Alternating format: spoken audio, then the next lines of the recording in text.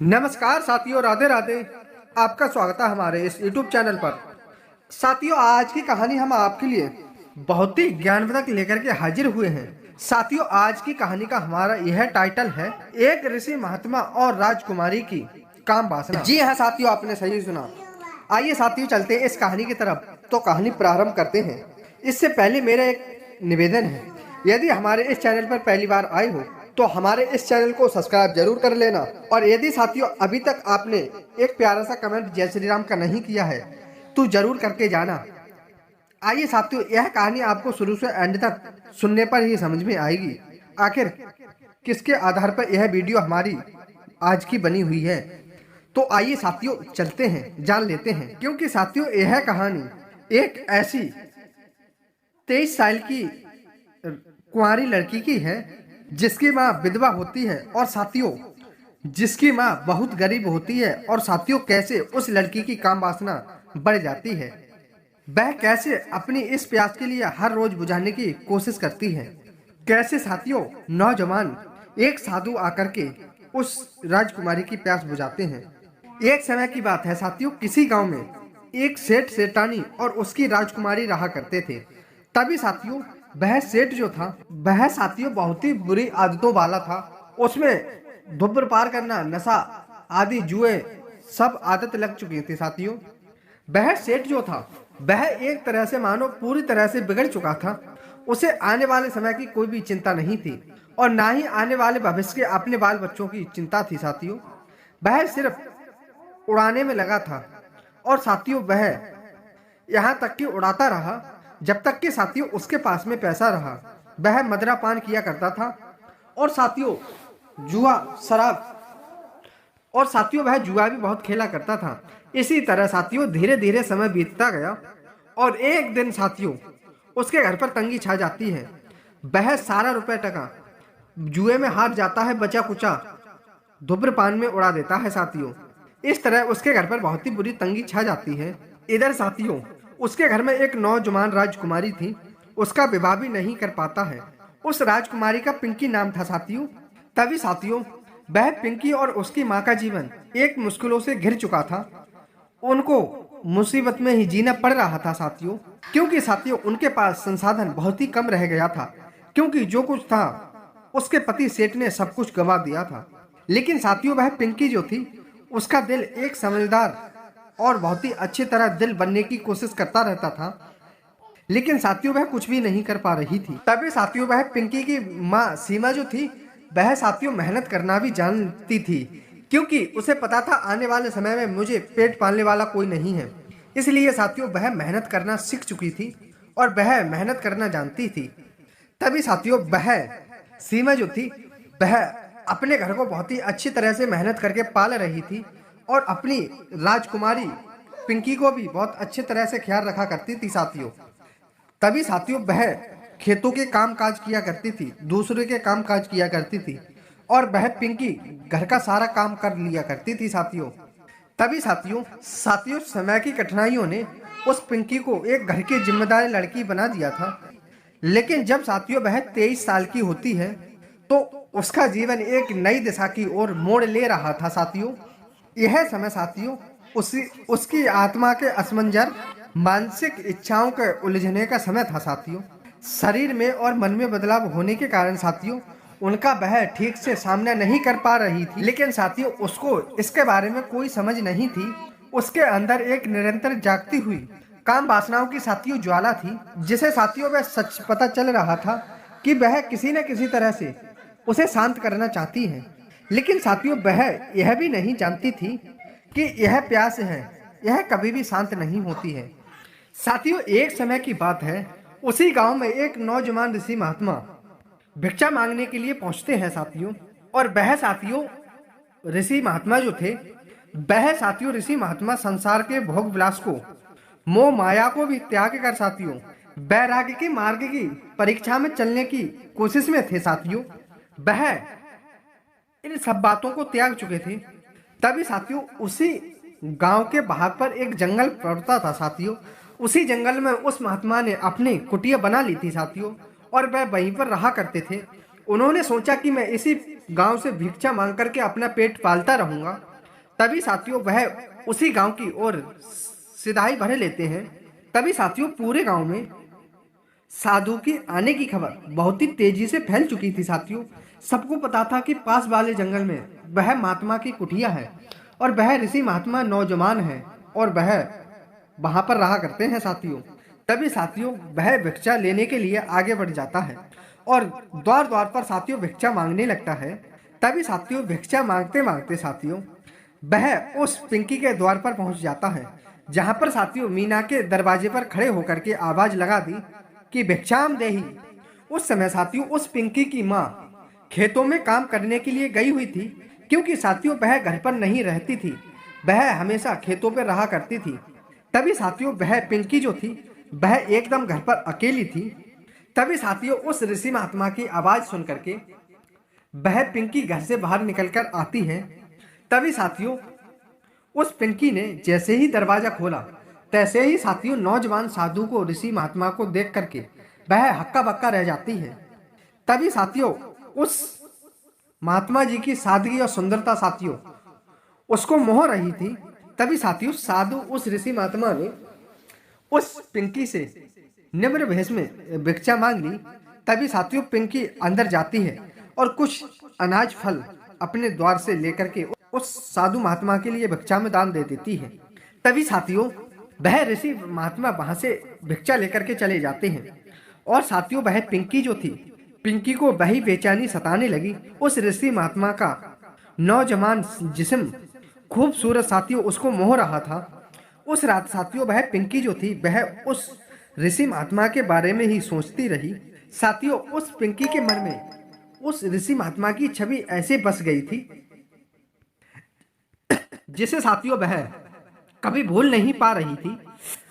तभी साथियों वह सेठ की राजकुमारी ने सोचा कि मैंने ऐसा युवती लड़का अपनी जिंदगी में कभी नहीं देखा। तभी साथियों वह पिंकी जो थी उस सेठ की राजकुमारी के मन में साथियों उस ऋषि महात्मा से मिलने के लिए दोबारा इच्छा प्रबल होने लगी। तभी साथियों अगले दिन जैसे ही उस पिंकी की मां ने उसे बाजार में जाने के लिए कहा, उसकी मां कहने लगी, हे पिंकी बेटी चलो बाजार चलते हैं और कुछ बाजार से सामान खरीद कर ले आते हैं। तभी साथियों पिंकी बहाना बनाते हुए कहने लगी, हे मां कि मेरी तबीयत आज ठीक नहीं है, आप चली जाओ, मैं कल आ जाऊंगी। मैं कल तुम्हारे साथ बाजार चलूंगी और कल सामान लेने चलेंगे। आज तुम जाओ खेतों में काम कर आओ।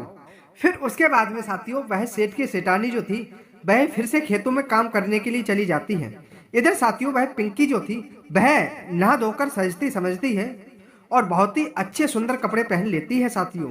तभी साथियों वह अपने गांव से निकल करके उस जंगल की ओर जाने लगी। उस जंगल में साथियों ढूंढने के बाद उस कुटिया को आखिर उसने पा ही लिया था।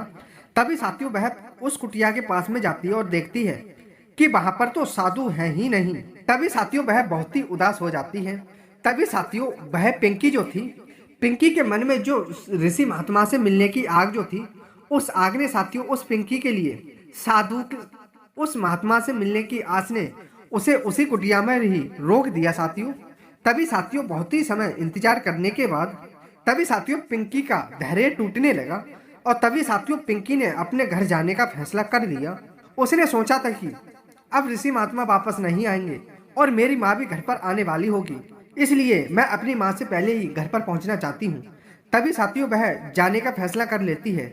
जैसे ही साथियों वह निराश होकर के उस जंगल से अपने घर की ओर आ रही थी तभी साथियों उस जंगल के बाहर उस ऋषि महात्मा से उस पिंकी की मुलाकात हो जाती है। उसने साथियों हाथ जोड़कर उस ऋषि महात्मा के लिए प्रणाम किया।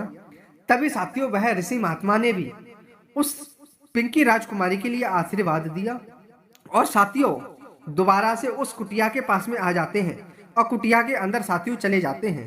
तभी साथियों वह पिंकी जो थी वह उस ऋषि महात्मा के दर्शन करके बहुत ही खुश हुई और साथियों ऐसा मानो उसे बहुत खुशी मिल गई हो, दुनिया का सुख उसके मन में बस गया था साथियों। इसके बाद साथियों वह हर रोज उस ऋषि महात्मा की कुटिया पर जाया करती थी। तभी साथियों आए दिन कभी वह पूजा के बहाने आए दिन साथियों वह काम काज से बचने के लिए कभी वह जंगलों में लकड़ियों के बहाने, कभी वह टहलने के बहाने, कभी घास फूस के बहाने वह साथियों उसी जंगल की ओर जाया करती थी। वह साथियों हर बार उस ऋषि महात्मा को देख करके अपनी आंखों की प्यास बुझाती थी साथियों। लेकिन साथियों कहा जाता है कि काम वासना की प्यास ऐसी होती है, जितना मनुष्य उसे बुझाने की कोशिश करता है उतनी ही अधिक यह बढ़ती हुई जाती है। और ऐसा ही साथियों उस पिंकी के साथ में हुआ। वह उस ऋषि महात्मा के प्रति इतनी आकर्षित हो गई थी साथियों कि हर रात साथियों उस ऋषि महात्मा के ही सपने देखने लगी। जब भी साथियों उसकी आंखों में ख्याल आया करते थे तो वह साथियों सिर्फ ऋषि महात्मा के आया करते थे। तभी साथियों एक दिन उसकी माँ कहने लगती है कि हे बेटी, तुम बहुत खोई खोई लगती हो, क्या बात हुई है? तभी साथियों वह अपनी माँ से कहती है, कुछ ही नहीं माँ, कुछ मैं ऐसे ही रात में अजीब अजीब सपने देख रही थी, उसी बात को लेकर बहुत टेंशन में हुई, उस बात को लेकर मैं आज बहुत टेंशन में हूँ। इस तरह कहकर के साथियों वह अपनी माँ से हर बात को टाल दिया करती थी, क्योंकि साथियों वह सपने में यही देखा करती थी कि ऋषि महात्मा जो हैं वह हमारे साथ संबंध बना रहे हैं, भोग विलास कर रहे हैं। वह हमेशा जब भी सपने देखा करती थी तो साथियों इसी तरह के सपने उसके मन में आया करते थे। तभी साथियों उसका मन और शरीर उस ऋषि महात्मा की ओर पूरी तरह से खिंच चुका था। एक समय की बात है साथियों, उस ऋषि महात्मा के गुरु उन ऋषि महात्मा के पास में पहुंच जाते हैं और उसी कुटिया में रहने लगे साथियों। उधर साथियों पिंकी की काम वासना इतनी प्रबल हो चुकी थी कि उसने साथियों उस ऋषि महात्मा से अपने दिल की बात कहने का निर्णय ले लिया था। साथियों अगले दिन उस पिंकी ने ऋषि महात्मा की कुटिया पर जाकर के उस ऋषि से मिलने की विनती की। तभी साथियों वह उस ऋषि महात्मा से मिलने के बाद उस ऋषि महात्मा से वह पिंकी कहने लगी कि मुझे क्षमा करें, लेकिन मैं आपसे कुछ कहना चाहती हूँ। मेरा मन और शरीर आपके प्रति खिंच गया है, मैं आपके बिना अब नहीं रह सकती हूँ। मेरी आत्मा आपको बहुत ही गहरी तरह से चाहने लगी है। तभी साथियों उस ऋषि महात्मा ने उसे बहुत ही शांति मूड में उसे समझाने की कोशिश की कि हे पिंकी राजकुमारी, यह संसार सिर्फ मोह माया है, यह प्रेम नहीं है, केवल यह भ्रम है। और सच्चा प्रेम वही है जो आत्मा को मुक्त करता है, जिसे वह बंधनों में बांधता है। लेकिन साथियों वह पिंकी जो थी वह उस ऋषि महात्मा की किसी भी बात को मानने के लिए साथियों तैयार नहीं थी और उसने साथियों जिद कर पकड़ ली और कहा कि मैं सिर्फ आपकी हूँ, मेरा यह शरीर यह मन केवल आपका ही है और यह आपको ही चाहता है। यह बात साथियों वह ऋषि महात्मा जो थे उस ऋषि महात्मा के गुरु उस कुटिया के पीछे यह सब बातें सुन रहे थे। तभी साथियों उसने देखा कि मेरा शिष्य अपने मन पर पूर्ण निमंत्रण रखा हुआ है। वह गुरु जो थे वह अपने शिष्य की प्रसन्नता से बहुत ही प्रसन्न थे साथियों।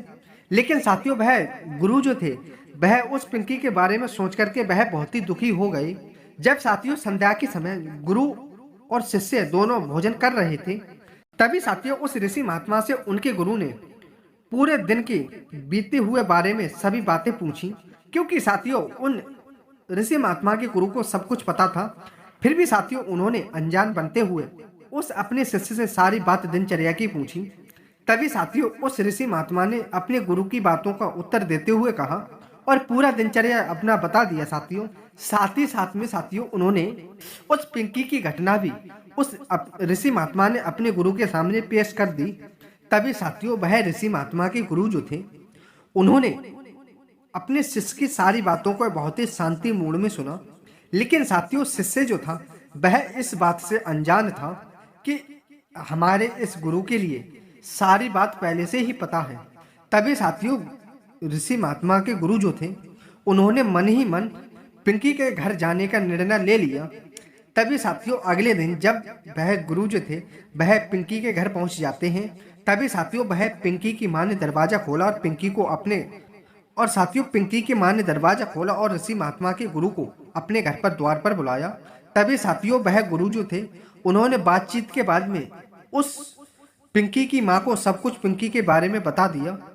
उन्होंने समझाया कि यह लड़की निर्दोष है, यह उसकी उम्र और मन का दोष है, इसे संभालने का एक ही तरीका है, इसकी शादी करवा दीजिए ताकि इसका जीवन सही दिशा में चल सके।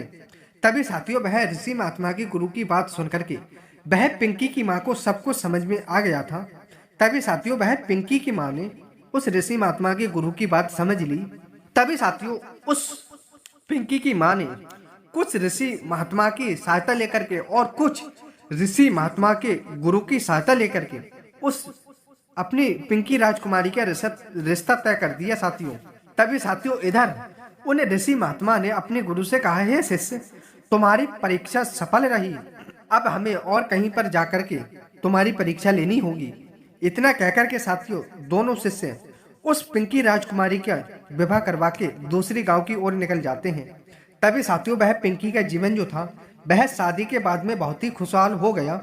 और साथियों ऋषि महात्मा अपने तप के मार्ग पर डिगे रहे साथियों, उन्होंने अपनी नीयत डिगाने की कोशिश नहीं की और पिंकी का विवाह दूसरी जगह करवा दिया।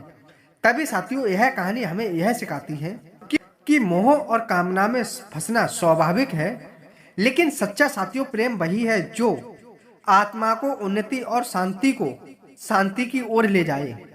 कि साथियों दूसरी शिक्षा हमें यह मिलती है कि अपने मन और इच्छाओं पर निरंतर रखना ही वास्तविक तपस्या और वैराग्य है साथियों। तो साथियों आज की यह कहानी हमारी यह समझी आपने कि एक ऋषि महात्मा और राजकुमारी की काम वासना जो थी वह एक ऋषि महात्मा ने उसका विवाह करके उसकी काम वासना शांत करवा दी साथियों। एक ऋषि महात्मा जो थे उन्होंने उस राजकुमारी की काम वासना समझते हुए उस पिंकी राजकुमारी का विवाह करवाते हुए साथियों उसकी काम वासना को शांत करवा दिया और साथियों उस गांव से वह दूसरे गांव की ओर निकल पड़ते हैं। तो साथियों आज की कहानी हमारी यहीं पर समाप्त होती है। कहानी आगे को भी इसी तरीका के सुनने के लिए हमारे इस चैनल को सब्सक्राइब जरूर कर लें और वीडियो को लाइक शेयर करके एक प्यारा सा कमेंट जरूर कर दें। धन्यवाद साथियों, मिलते हैं एक प्यारी सी नई ज्ञानवर्धक कहानी के साथ में। जय श्री कृष्ण, राधे राधे, धन्यवाद साथियों।